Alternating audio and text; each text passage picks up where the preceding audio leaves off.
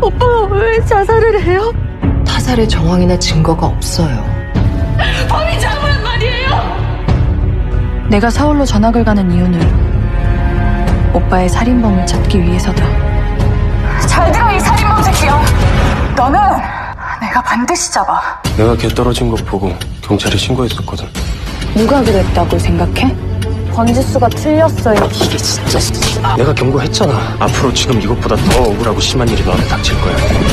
범인 잡히기 전까진 내 눈앞에 전부가 범인이야. Annyeonghaseyo, kenalin guys, aku Caca dan aku di sini mau belajar konten,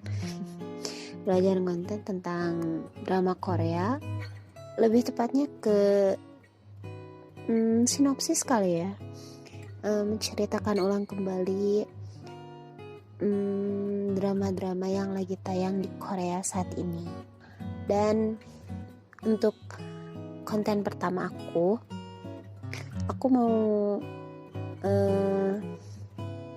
mereview atau mungkin kasih sinopsis kali ya, tentang drama Revenge of Other.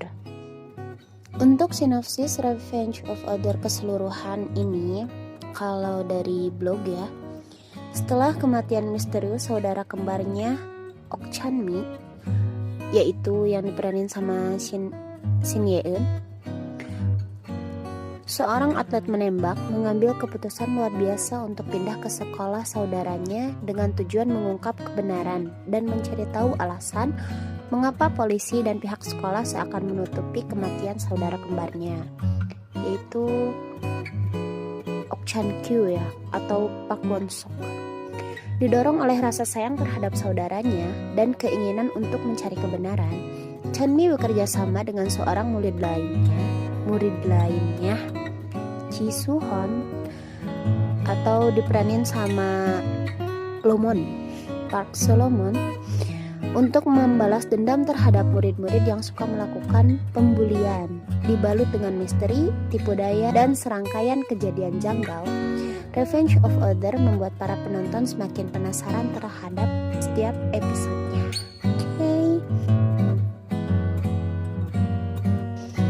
Oke, episode awal dimulai dengan scan yang paling penting dan utama. Kenapa? Karena ini adalah awal mula ceritanya ya. Di sini ada Ok Chan-mi yang lagi video call sama saudara kembarnya, yaitu Ok Chan-kyu. Mereka awalnya sih video callnya biasa aja gitu, dan sampai akhirnya di akhir scan, Park Chan-kyu ini ternyata didorong sama seseorang. Dan awalnya sih Ok Chan-mi juga gak tahu kalau saudara kembarnya itu telah dibunuh. Diperlihatkan di scan ini, Ok Chan-mi adalah seorang siswi atlet penembak yang sangat handal, dan dia sekarang lagi lomba untuk kejuaraan. Karakter Ji Soo-hon di sini diperlihatkan sangat pekerja keras dan baik terhadap semua orang. Dia memiliki seorang ibu yang tinggal di panti jompo, dan dia juga membiayai hidupnya sendiri. Ketika Ji Soo-hon sedang mengendarai sepeda motornya, tiba-tiba dia terjatuh karena kehilangan keseimbangan. Dan ternyata di sini juga diceritakan bahwa Ok Chan-mi dulu adalah anak yang dibuang sama orang tuanya. Tapi untungnya dia punya kakak, yaitu Ok Chan-kyu yang tadi meninggal.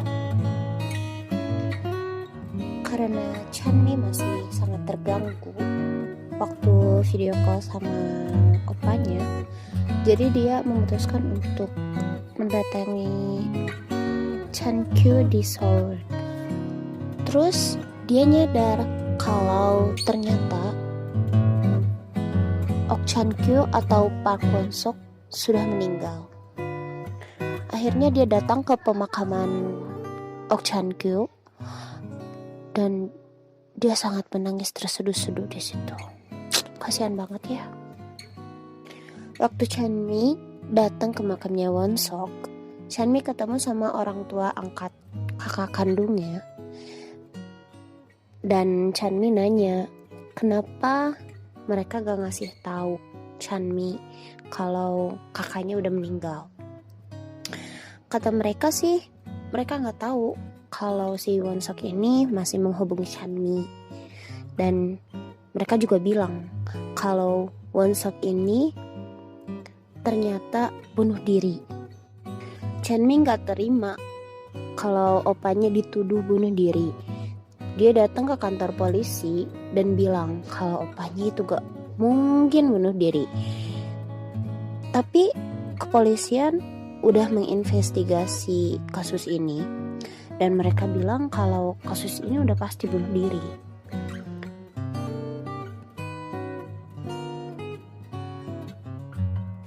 Chanmi nggak terima dong bahwa kata investigasi polisi kalau opanya itu bunuh diri.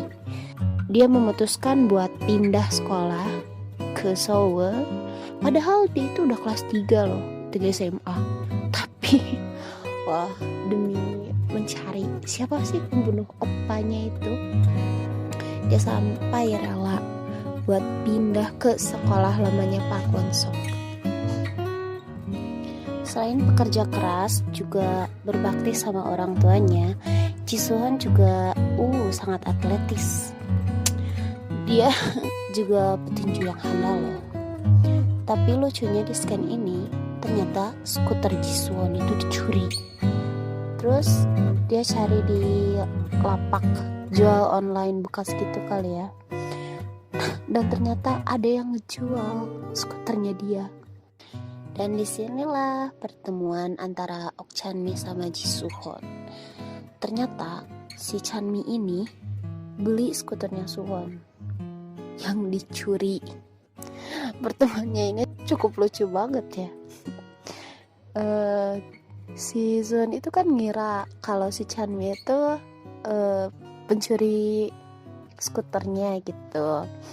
Tapi dia ternyata juga beli dari orang lain. Si Ji Soo-han sampai ngejar-ngejar si Chanmi. Waktu Chanmi udah sampai di tempat dia bakal tinggal di Seoul, si pencuri ini dia pintar banget loh. Dia mau nyuri skuter yang udah dia jual ke Chanmi. Tapi Ji Soo-han lah jadi penyelamatnya. Ji Soo-han datang terus bilang, oh ternyata kalian ya yang nyuri skuter gue. Keren banget ya. Dikejarlah si pencuri itu sama si Ji Soo-han. Tapi sayangnya mereka kabur. Nah, waktu si Soo-han ngejar pencuri yang kabur itu, dia kan gak menang tuh, karena dia ngerasa sakit di kepalanya. Terus waktu dia balik, dia mau ketabrak mobil guys. Tapi untungnya dia selamatin sama Chanmi sih. Dan kata Chanmi, ya udahlah, kan gue penyelamat lo. Dan jadi anggap impas aja gitu. Apa sih yang skuternya dicuri itu. Next, paginya Chanmi siap-siap nih mau ke sekolah barunya, yaitu sekolah lamanya Park Won-sok. Di jalan dia gak sengaja lah ketemu sama si Ji Soo-han ini, dan mereka tabrakan. Dan ada kejadian yang romansnya tipis-tipis.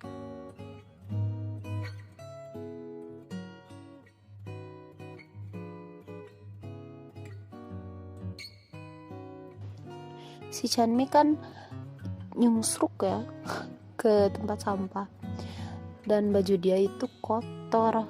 Lalu sama si Ji Soo-han dibantuin Chanmi buat bersihin bajunya. Dia nuangin airnya, tapi bajunya si Chanmi itu tembus pandang. Si Ji Soo-han lucu banget. Dia sambil nuangin airnya sambil merem.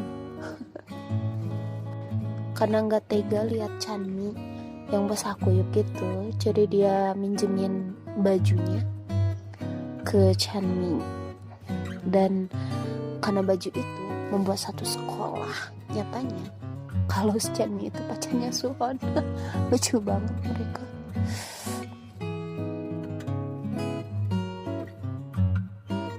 Oke, next. Di sini kita dikenalin sama karakter Sok Jae-bom. Dia diperanin sama Seo Ji-hoon.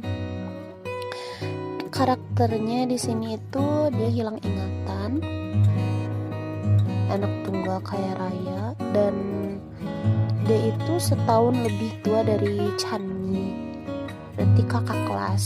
Nah, karena dulunya dia itu pernah kecelakaan sampai hilang ingatan, terus dia juga koma selama 6 bulan. Dia harus ngulang sekolahnya lagi sama Chanmi, jadi mereka itu sekelas.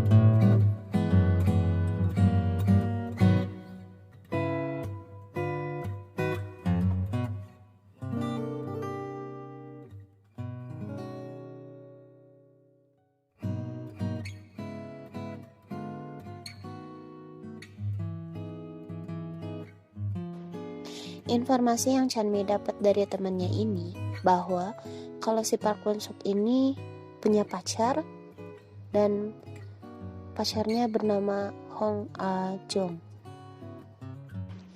Chanmi langsung minta dong nomor telepon si Hong A Jong ini ke temennya. Waktu dia nelpon Hong A Jong ini, kok yang ngangkat malah si Ji Suhon. Terus Chanmi ini malah ngikutin si Ji Suhon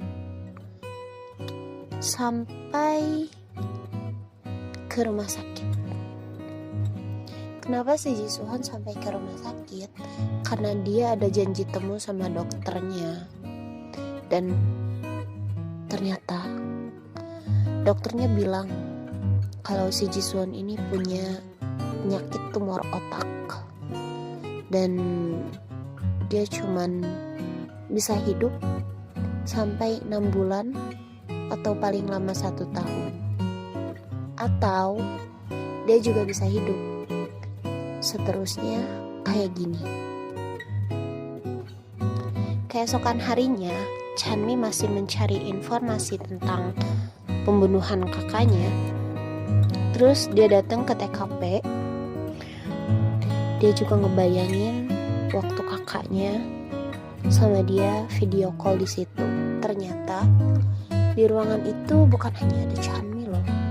Ternyata si Jisoo juga ada di situ. Ya, karena ini masih episode 1. Awal-awal sih pasti kita digiring sama suspeknya ya ke peran utama. Dan Suho nanya ke Chanmi, "Kamu ngapain kesini?" Chanmi ngejawabnya sambil bingung. Malah balik nanya si Chanmi-nya, "Kamu juga ngapain kesini?" Suhon bilang, "Ya, karena dia ingat waktu sebulan yang lalu ada yang bunuh diri di situ. Dan yang ternyata bunuh diri itu adalah kakaknya Chanmi." Nah, guys, kira-kira siapa nih pelakunya? Aku yakin awal-awal kalian pasti ngiranya ke si Jisuhan kan, karena tali sepatunya yang warna merah. Karena drama ini emang sebenarnya udah baru beres aja tamat dari Korea sananya, dan aku yakin dari kalian juga udah pasti ada yang pernah nonton. Buat yang belum nonton, yuk kita coba tebak siapa sih kira-kira pembunuhnya, and subscribe-nya ya guys. Dan thank you untuk sebelumnya aku mau minta maaf and subscribe-nya ya, karena thank you kalau aku masih banyak salah dari konten ini ya, karena emang ini baru awal banget aku buat konten. Dan makasih buat yang udah nonton, thank you. And happy watching. Kerigu annyeong. Thank you. Kerigu annyeong.